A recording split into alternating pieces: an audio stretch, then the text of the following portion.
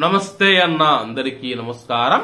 Kuwait ministry of interior కొత్త rule తీసుకుని వచ్చింది.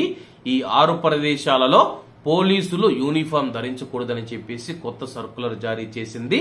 వివరాల్లోకి వెళితే ministry of interior under secretary lieutenant general Sheikh Salem Al Nawaf గారు కువైట్ లోని కొన్ని బహిరంగ ప్రదేశాలలో పోలీసులు కానీ సైనికులు కానీ యూనిఫామ్ లో ఉండటాన్ని నిషేధిస్తూ ఒక సర్కులర్ ను జారీ చేశారు.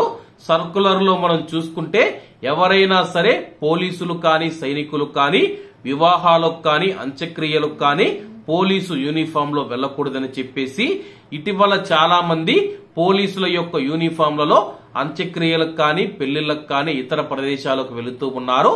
మొత్తంగా 6 ప్రదేశాలలో అయితే నిషేధం విధించడం జరిగింది.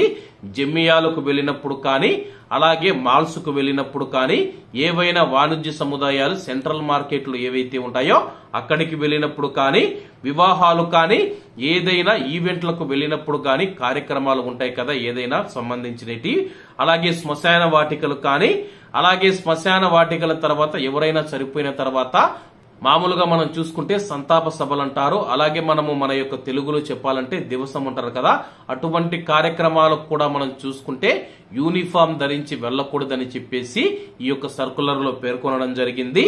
అలాగే ఈ యొక్క ప్రదేశాలలో తప్పనిసరిగా ఉండాల్సిన పనిచేసే వ్యక్తులు ఎవరైతే ఉన్నారో వాళ్ళనైతే మినహాయించబడుతూ ఉన్నాము.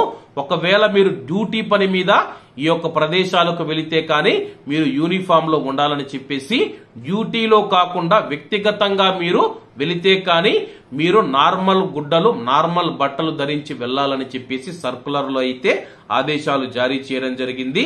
ఎవరైనా సరే ఈ యొక్క నిబంధనలు ఉల్లంఘిస్తే కానీ వాళ్ళపైన క్రమశిక్షణ చర్యల కోసం సంబంధిత అధికారులకు రెఫర్ చేస్తామని చెప్పేసి సర్కులర్ లో పేర్కొనడం జరిగింది. కాబట్టి కువైట్ లో ఉన్న పోలీస్ అధికారులు తప్పనిసరిగా ఈ యొక్క నిబంధనలు పాటించాల్సి ఉంటుంది. కాబట్టి అందరూ బాగుండాలి, అందులో మనం ఉండాలి. అందరికీ నమస్తే అన్న, జై హింద్.